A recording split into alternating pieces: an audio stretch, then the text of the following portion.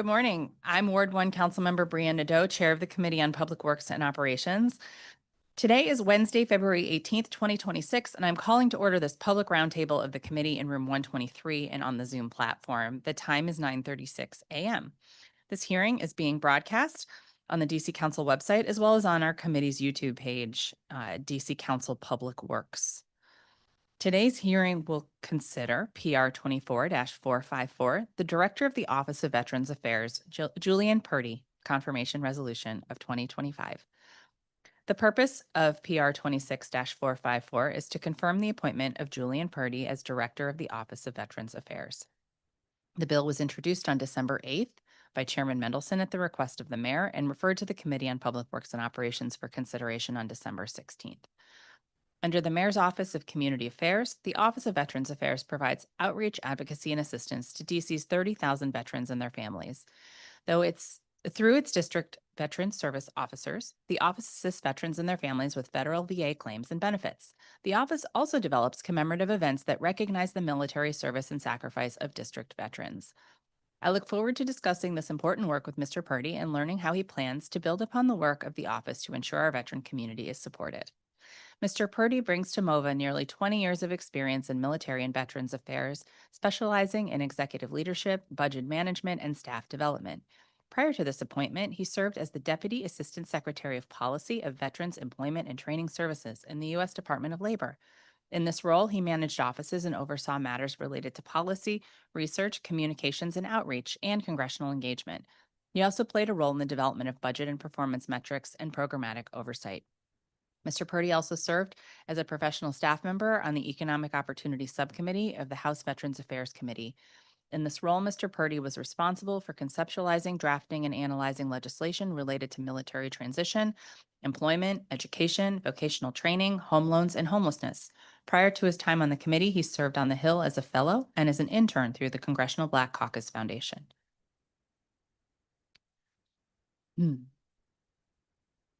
Right. I will now call our government witness to the table.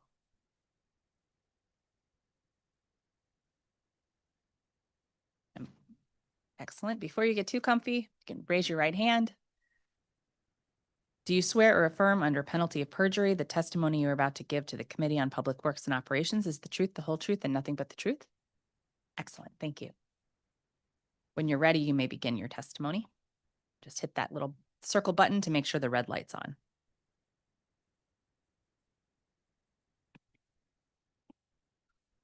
All right. Good morning, Chairperson Nadeau and members of the committee. My name is Julian Purdy, and it is my pleasure to receive your consideration for my nomination to serve as the Director of the Mayor's Office on Veteran Affairs. I am grateful to Mayor Muriel Bowser for nominating me to this position, and I am honored to have this opportunity to serve the residents of our district. I welcome the opportunity to discuss my background, expertise, and vision for the agency. I am a proud Army brat and Army veteran. My father served for over 20 years, and during my lifetime, I've lived in Hampton, Virginia, Seoul, South Korea, Fayetteville, North Carolina, and ultimately settling down in Northern Virginia. I served in the Army Reserves for 8 years and reported to duty stations in Baltimore, Maryland, Sierra Vista, Arizona, Tumwater, Washington, Baghdad, Iraq, and Shirley, Massachusetts. And now I'm a proud resident of the greatest city in the United States of America. And due to my extensive travels across the great country, I am comfortable and highly qualified to make that statement. During my service in the U.S. Army, I was awarded numerous commendations and awards, including the Army Commendation Medal, the National Defense Service Medal, and the Combat Action Badge. I've held 2 military occupational specialties in intelligence, and while in service, I was certified as a senior instructor in the Army before I departed the military as a non-commissioned officer. After transitioning out of the military, I finished my degree at the great Bethune-Cookman University in Daytona Beach, Florida. And the founder of my alma mater, Dr. Mary McLeod Bethune, to me, is one of the greatest unsung heroes in American history. And for those who don't know her, I encourage everybody to look her up and her many accolades. After I graduated, I took to heart Dr. Bethune's last will and testament and the motto of our school, which is enter to learn and depart to serve. And I immediately moved to the DMV to begin my career in federal service. Most recently, I served as an appointee in the Biden-Harris administration in the U.S. Department of Labor. I served for 2 years as the Veteran Employment and Training Services Chief of Staff before being promoted to the Deputy Assistant Secretary for the last 2 years of the administration. The mission of this agency was to prepare Americans' veterans, service members, and military spouses for meaningful careers, to provide them with employment resources and expertise, protect their employment rights, and promote employment opportunities to the military community. As the Deputy Assistant Secretary, I oversaw a budget formulation of the agency, which was approximately $300 million. I had purview over the agency's 240-plus personnel and directly managed 2 offices, and which were responsible for legislative strategy, research agenda, and the agency's communication plan and implementation. As a senior leader in the department, I also supported the broader strategic efforts of the U.S. Department of Labor, including being appointed as a liaison to the White House Initiative on Historically Black Colleges and Universities, and representing the department at the U.S. Interagency Council on Homelessness. During my tenure at the Veterans Employment and Training Service, I championed efforts to make grants for homeless veterans more accessible and conceived and implemented the first of its kind partnership between that agency and institutes of higher learning. Additionally, I worked with the U.S. Department of Defense, and as a result of these efforts, was rewarded the Federal Agency Staff Award in 2022 by the National Coalition of Homeless Veterans and the Secretary of Labor's Honor Award in 2023. And on December 3rd, 2024, a statement recognizing my meritorious service at the U.S. Department of Labor was read into the congressional record by the ranking member of the House Veteran Affairs Committee. And I look forward to applying the same level of zeal and effort towards serving the veterans who live in the District of Columbia. If confirmed, there are 3 pillars that will guide my service as the director in the Mayor's Office of Veteran Affairs. First, I don't want any of the brothers and sisters in arms to slip into the same cracks that I fell into. While I may appear to have it all together, I endured many challenges due to my military service, and I have many scars, some visible and some invisible. And for my numerous years of dedicated service, I've relied on state-provided health care, and as a reservist who only went to Iraq once, I did not qualify for the full GI Bill benefits. I faced housing instability due to my military orders, and if not for my extended family and support systems, I may not be sitting here today. But I believe my lived experience makes me uniquely qualified to address the needs and concerns of the veterans in DC. And now I have the opportunity and the pleasure to provide the services that I once required. Throughout the years, I have enrolled and used most of the federal benefits and service provided to veterans through the U.S. Department of Veteran Affairs. In 2018, I worked on the Economic Opportunity Subcommittee of the House Veteran Affairs, and I provided oversight and drafted legislation that amended the same programs that I actually used. It was then that I realized that there will always be faults in the federal legislative process because it cannot fully convey and cover all the circumstances that are on the ground locally for those veterans who need those programs. The true support system comes from local government and from those on-the-ground implementers. And this makes me excited to serve as the director of the Mayor's Office on Veteran Affairs, which plays such a crucial role in supporting the local veterans who need assistance the most. Second, I would like the youth of the district to see that public service is a viable pathway to economic fulfillment. The military is one of the best vocational training programs and pathways in the United States today. It provides numerous young people, as young as 18, the ability to learn how to operate nuclear turbines, fly unmanned aerial vehicles, send satellites into space, become linguists, or even learn civil engineering. Young people in the city should know that by joining the National Oceanic Atmospheric Administration Commission Corps or the U.S. Public Health Service, they will be considered veterans and be eligible to receive extensive federal benefits. My hope is that young people that are exposed to these educational opportunities gain marketable skills from their service and return to their city and contribute to their communities. I am sure that, like me, they will travel all over the world and realize that Washington, D.C. is one of the best cities to live in. I joined the military after watching my father serve. He protected the country and provided for my family, and I hope to inspire youth across the city and spread the message that they too can protect their country, provide for their families, and develop professional and personal skills. Lastly, I want to make the District of Columbia the premier destination for veterans in the DMV. For a few years, I was like most people who simply worked in the district, and I commuted into the city from a neighboring state. While the Virginia Railway Express was efficient, it left me with little time to engage with this incredible city at the end of my workday. The long commutes were draining and unintentionally led to self-isolation when I got home. That isolation actually exacerbated my anxiety and post-traumatic stress. 8 years ago, however, I moved to Ward 8, and I've enjoyed every moment of living in DC since. And I now spend many of my hours after work with coworkers and friends, and this has greatly improved my quality of life. And I want the same experience for all the veterans across the DMV. The district has approximately 30,000 veterans, but that is only 4.2% of the population, which is far below the national average of 6.1. This city, I feel we could do better, and I think it really starts with making sure veterans know what the city can provide for them. And so as I move forward, I really want to continue the work that my predecessor, Colonel Woodard, laid the foundation for by making sure that veterans know of the services that my office provides and that we can continue to connect and train veterans on how to better support their community. And I want to just take one more moment to talk about the 3 pillars on how I'm going to address that going forward. And that is first by supporting the whole veteran. While this office provides resources, services, and programmings that engage all aspects of the veteran, I want to make sure we could do more by providing access to the service and resources that are outside of the office, connecting veterans to more service organizations, and providing programming that assists them in efforts where they are also thriving, such as making sure we support those veteran business owners. Also, I want to support the veteran family. When someone joins the military, their immediate family also serves and sacrifices alongside of them. The spouse sacrifices their career, moving every 2 to 4 years with them, usually foregoing promotions and career advancement. So we have to do better to support that. The children also suffer as they change schools every 2 to 4 years, leave their friends and their home life behind. So we can do better to provide for those kids as well. So I'm looking to provide resources and programming that will support and engage the entire veteran and military family.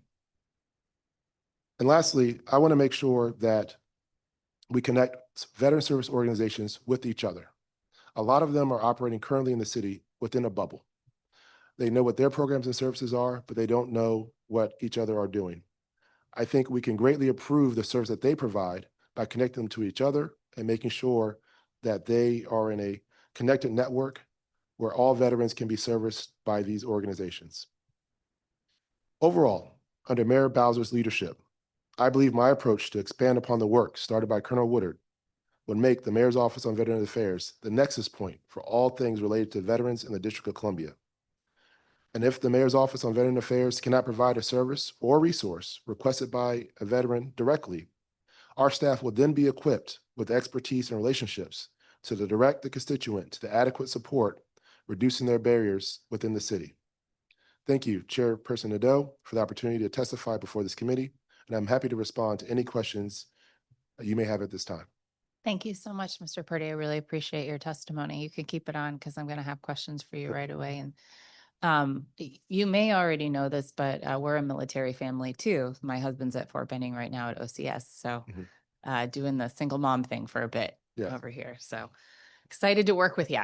Thank you to you and your family for all your service.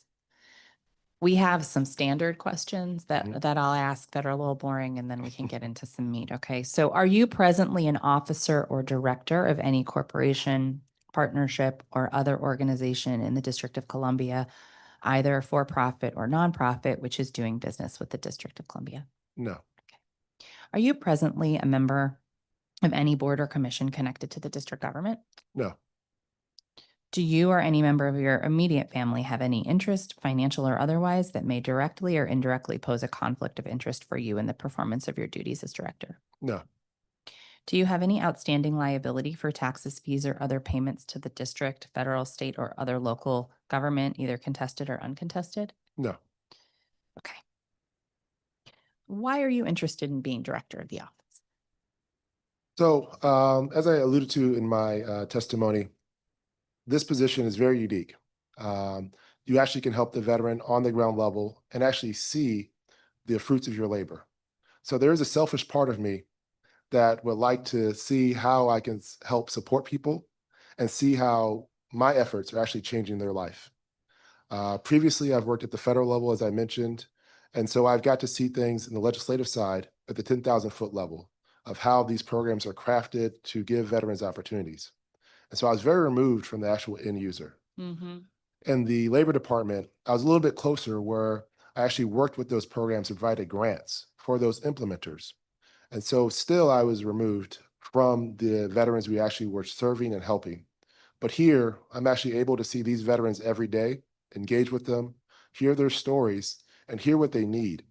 And so I can connect back to the federal departments and also spread the message of, while this service works, here's where it's not working. And I want to be able to continue to provide that feedback to my former coworkers and people in the federal government to make sure that these programs are working for the people who really need it. And how do you define your role as director of MOVA? So I think this role is very complicated. Mhm. I think a lot of people might see it as a role where you're a figurehead, but there's so much more to it. One, as you've heard, I've been a teacher in the past. I think one of the things I want to do is make sure that my staff are not just seen as staff, but they're seen as leaders within the community. So I want to make sure I can impart to them some of the knowledge I've learned through my career trajectory. Also, making sure that we can have proper prioritization of the work that we have. We do the day-to-day seeing the veterans who come in and need services, but also there's more strategic work we have to do. So making sure we can prioritize that properly is a very important part of my work. And then lastly, I'll say, which I think is also important, is starting to analyze and capture what all the veterans that we're seeing need, what they're doing, and how we as a city, not just depending on the federal government alone, but how we as a city can adjust and meet those needs and requirements that those veterans have. So then putting together programs and policies to address those needs locally. What do you think are the greatest needs right now? So I think one of the biggest needs, and this is even beyond, the veteran, I think there's the cost of living here in the district is high. And unfortunately, that has led to housing instability with the veteran community. Um, there is not enough vouchers to serve all the veterans in the city. Mhm. That's something that's controlled at the federal level. But we do have some great partners in the district like Access Housing, US Vets, Veterans on the Rise, who are doing their best to support those veterans who are unhoused. Um, I want to try to help them and help other organizations who want to do this work continue to grow and thrive here in the city. That's great. It is a shame that when I was the chair of the Committee on Human Services, we were making such strides on veteran homelessness because the feds had made so many investments and Mhm. they've really been rolling those back. It just leaves them Yeah. without the resource. So frustrating. Maybe you can talk to your friends over there Okay. after midterms. Um, how do you stay on top of the latest research and best practices? Yeah. So I think the best way to do that is talk to. I like to bucket folks in groups sometimes. So really talk to three different groups. So one, the practitioners on the ground, Mm-hmm. seeing what their best practices are to serve the veterans in this community. Two, to talk to my sister and brother agencies here in the district, because obviously it's a whole of government approach to serving veterans and really all constituents here in the city. And then thirdly, talking to those federal partners as well, because they are the ones who are really setting the left and right limits on some of the programs and the dollars that are rolling out. There's a number of organizations that are partnered in that. So the VA often has monthly calls with the state directors of veteran affairs departments across the country. I participated on a number of those already. And then also the practitioners on the ground here, they actually do a monthly meeting with those veterans that they're serving at that time. So my plan in the future is to attend those monthly meetings and actually hear from the residents as they're speaking to those organizations. Great. How would your experience inform your leadership approach at MOVA? So I've had the fortunate and unfortunate experience of having great leaders and poor leaders that I've served under, and I think I've learned from all of them. Um, so one of the things I mentioned before, I really want to make sure the staff feels empowered. I want to make sure that they understand what it means to be in the office and how everybody in the community is coming to us for leadership and support. And so that's the first thing I want to do. Secondly, I want to make sure that we get out in the community and that everybody knows how to access us and that we go to them. While we can put out what we're doing on social media and newsletters and have flyers in our office, not everybody's going to come to us on those approaches. So we have to go to them and meet them where they are. Thank you. And what have you learned from conversations with veterans? How is that informing your work?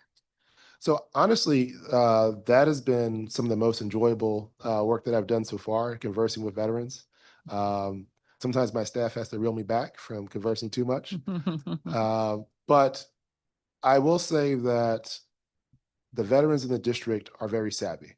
Even some that I've met in transitional housing, they've proposed to me viable solutions on how to help other people in their current situation. And so one of the things I'm trying to do right now is make sure I capture all of these great ideas and utilize them as we go forward as an office. Great.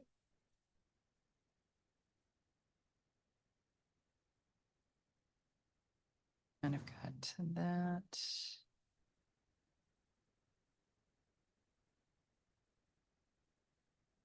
Sort of, I answered that one myself.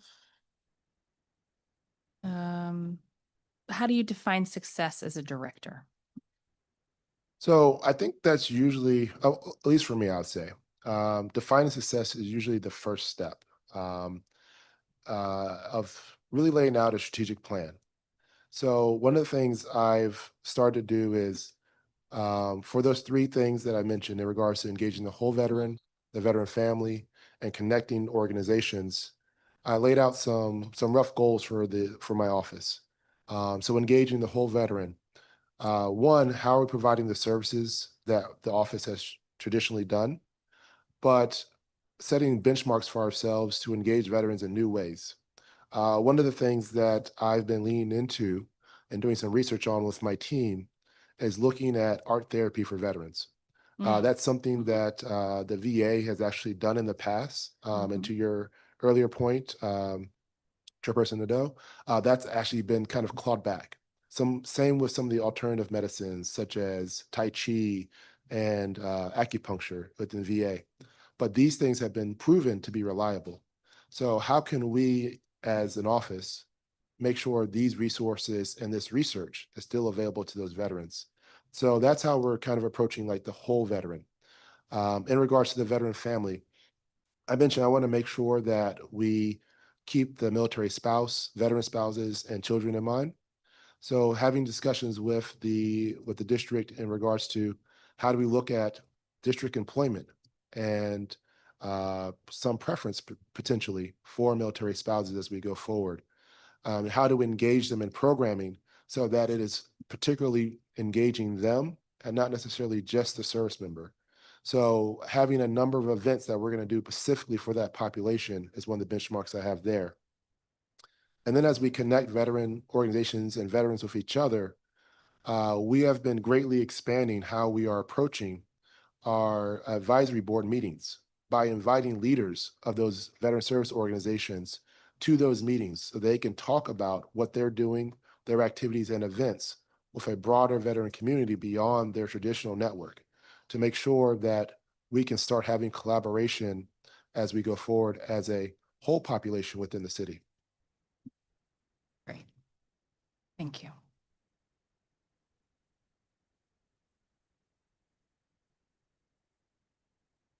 What would you like your lasting mark to be? One of the things I would really love to see and be known for is to really connect the veteran community here in DC. I think there's a lot of disparate groups doing amazing work here in the city, but to see them come together and truly be a force that not only does great things for the veteran community, but does great things for the city as whole, I think would be an amazing legacy to have here. Very good. I'm going to ask you some performance oversight questions Sure. since you're here. Okay. And you've been here for a little while. Okay, so currently, how many veterans service, sorry, my memo jumped on me. How many veteran service officers work at the Office of Veterans Affairs? So currently we have two. Okay.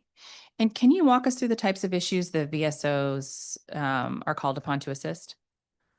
Yes, so they will support with issues related to federal benefits claims. Mhm. Um, they will also support veterans with the local DC programs such as the homestead deduction, vets rides, capital bike share program. And then also sometimes veterans just need to kind of come in and vent and really just tell people what's going on in the community. So they're also a sounding board for the veterans who come in. If anything, I would say they're almost like a social worker, if you will, Mhm. with the expansive services that they provide to veterans in the community. And do you know how many veterans were helped in FY25 and FY26 to date? Yes, so with the services that we offer within the Mayor's Office of Veteran Affairs, so claims, vets rides, homestead deduction, um, that totals to 903 Mhm. in fiscal year 25. Mhm. Fiscal year to date, we're at 355. Has that number gone up in recent years? Are you seeing an uptick in any services needed? So the number is trending upwards. We have seen almost steady in regards to the homestead deduction. We have seen more claims being filed for federal benefits. I think part of that is due to the PAC Act that came out through the VA. Um, and Vets Rides is still a very popular program amongst veterans in the city. Mhm. Um, so I think it's going to continue to trend up. And hopefully, as we get out and make people more aware of what we do, I think it will continue to go up as well.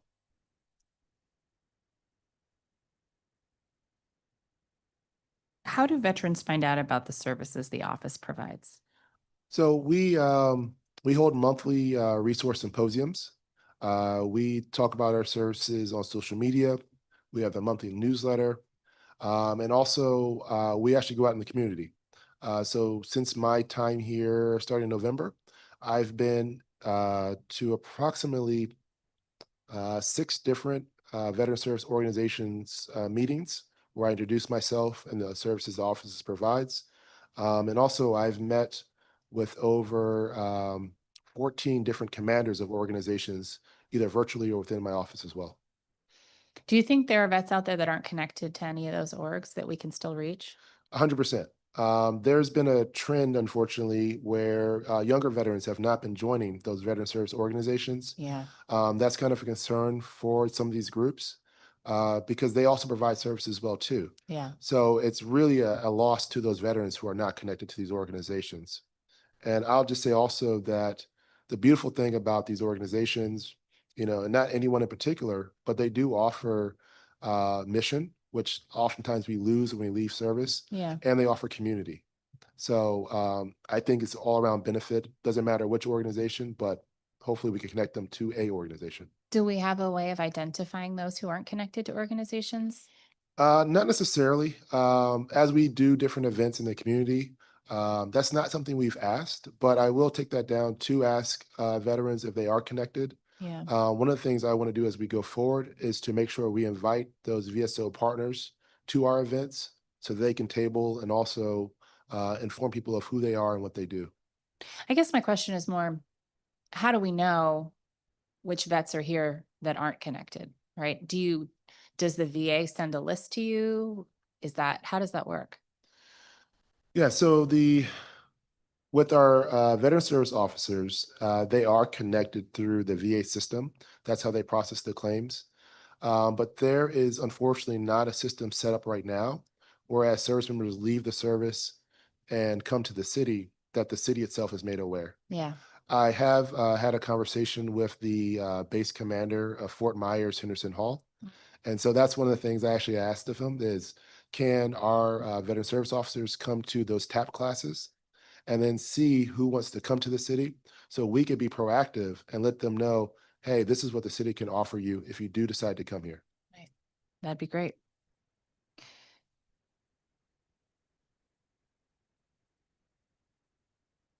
Can you give some examples of how the office assists when veterans struggle to have their needs met by other district agencies? So maybe it's not a service that you run, Mhm.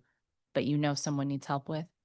Yes. And so what we kind of do is I like to say that we are not necessarily like a middleman, but we like to do some triage, if you will.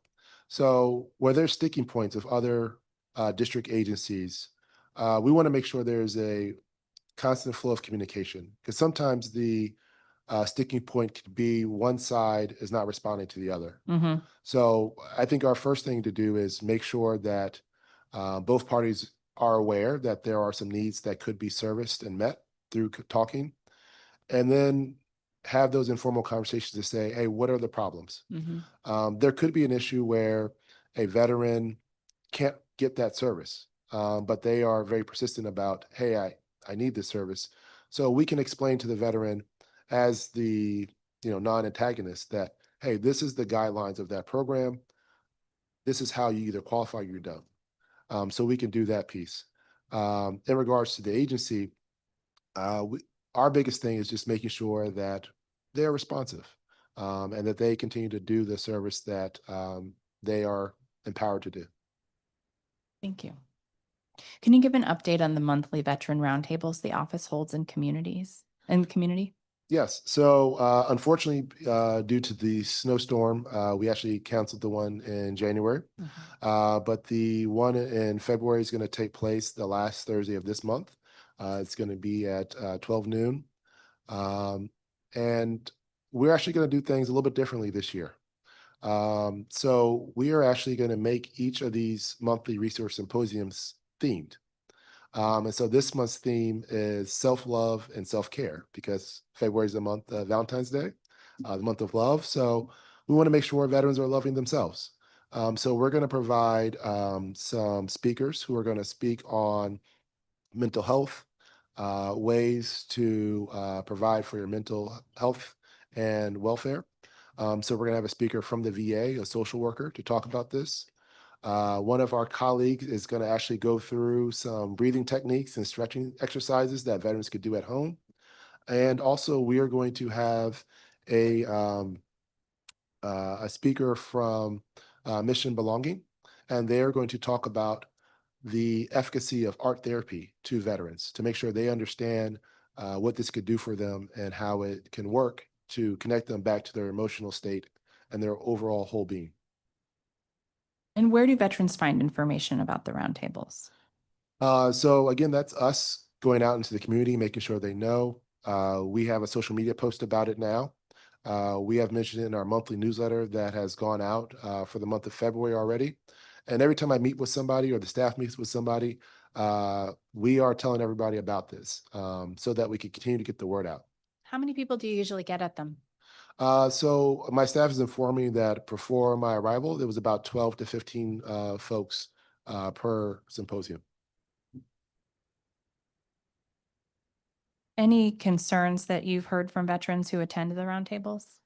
So what I've been made aware of is before the Veterans Roundtable, we had speakers, and then veterans would kind of talk about, what are the different issues they're particularly facing.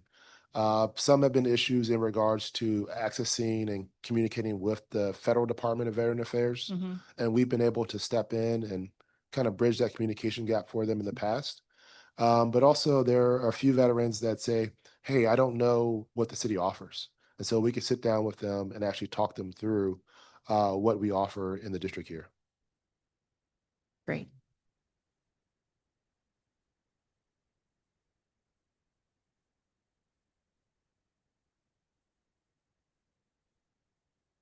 You've talked a bit about this, but is there anything you want to add about how the office works with local and federal agencies to support veterans in the district?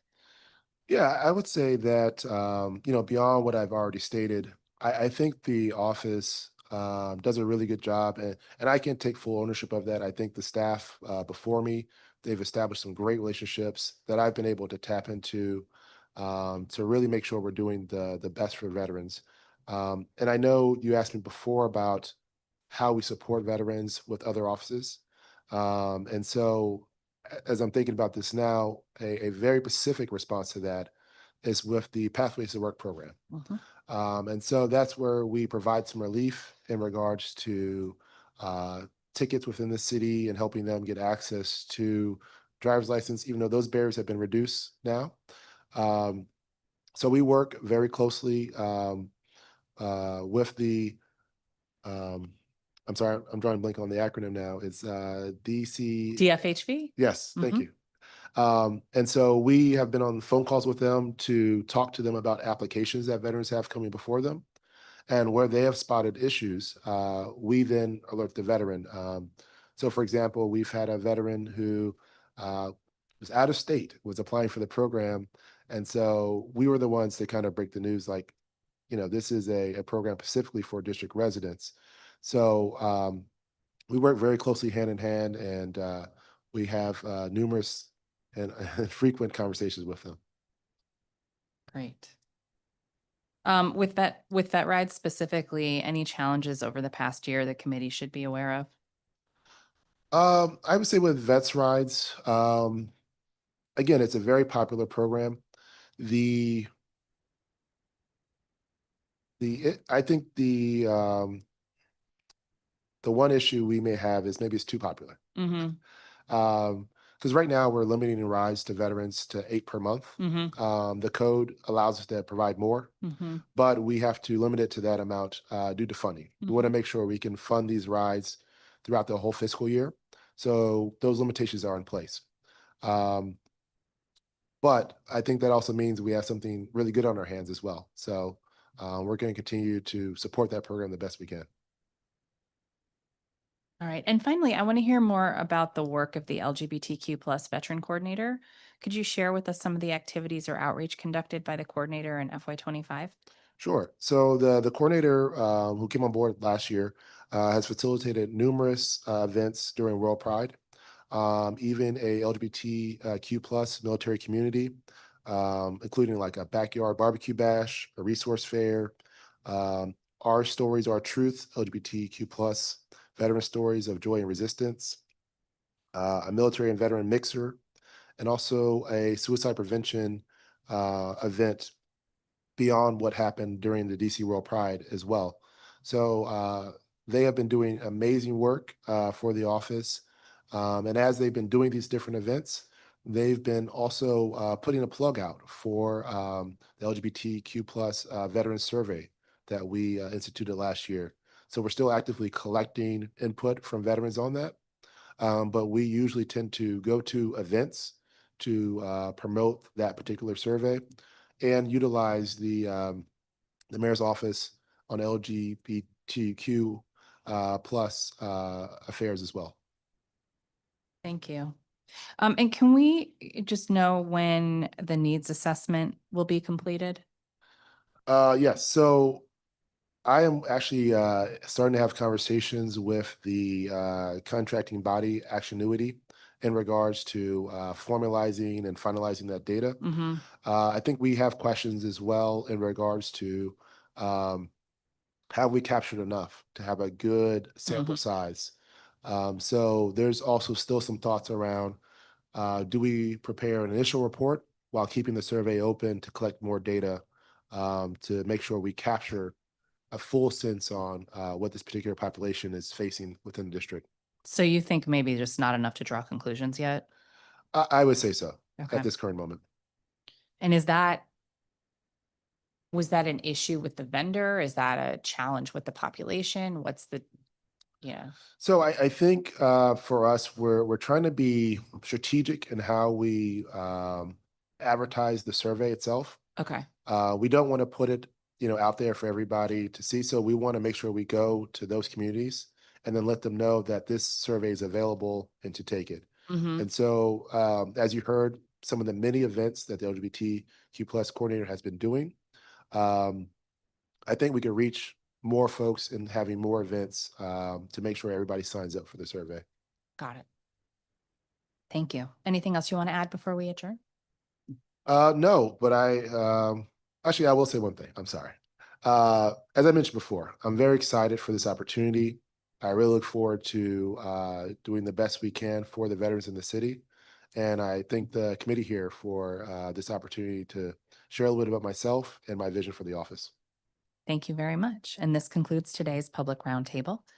For those who plan on submitting written testimony for the record, please do so by going to the council hearing management system by Wednesday, March 4th at 5 p.m. when the record closes. The committee will hold a performance oversight hearing today at 10:30 for the Office of Human Rights and the Office of Contracting and Procurement, and our full schedule is online at lims.dccouncil.gov/hearing. The time is 10:16 a.m. and this hearing is adjourned.